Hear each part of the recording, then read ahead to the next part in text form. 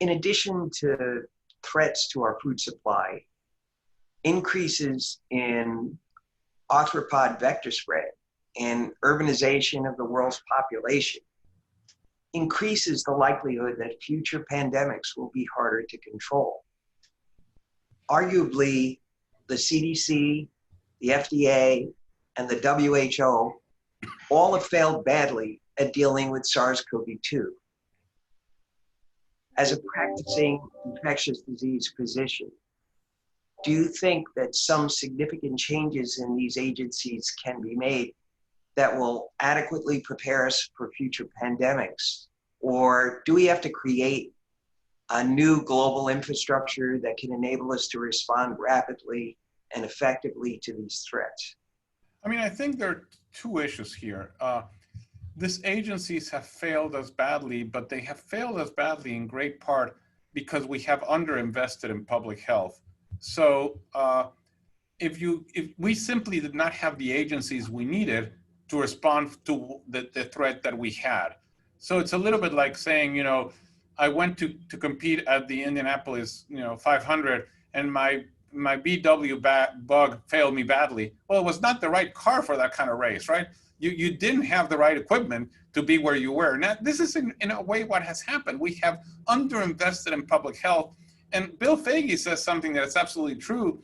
And he says, nobody's going to thank you for a disease they didn't get.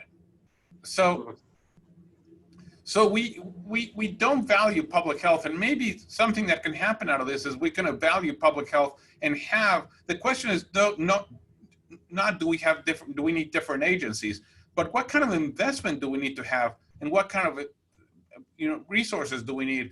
For example, here in the state of Georgia and many states, initially when we were testing for SARS-CoV, part of the problem with testing is that the state laboratories did not have enough equipment, they did not have enough people. They were decimated for years and years of underfunding. So we need to be ready to do the kind of stuff we need to do and surge rapidly. And I think reevaluating the true investment in public health, I think is going to be very important.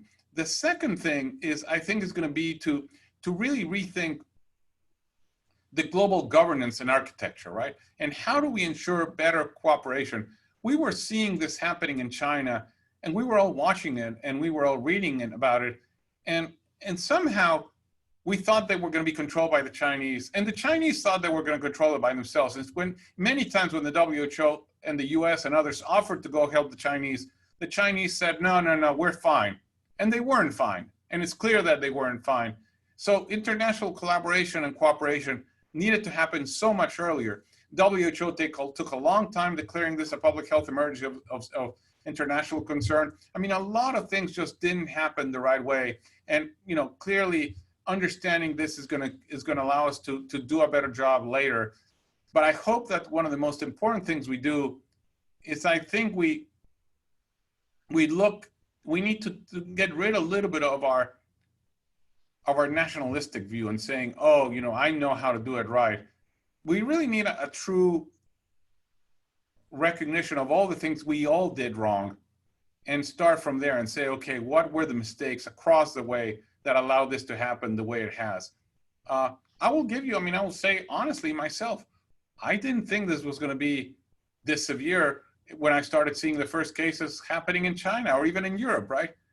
I thought we were going to be just fine, and then it hit New York like a tornado, and we started seeing a big problem. And by that point in time, I felt like saying, gee, shouldn't we have thought about this? Shouldn't we have said, with the amount of flights coming to New York and to the West Coast, this is going to hit us big time because this virus is going to be here before we know it. And that was indeed the case. But somehow we didn't do it. So I think we also need to rethink about how do we do surveillance? How do we monitor for these diseases?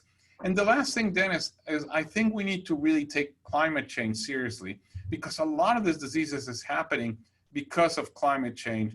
A lot of these things are happening because our interaction with animals that you were talking about. So looking at those, live animal markets, looking at climate change, looking at beyond health is going to be really important.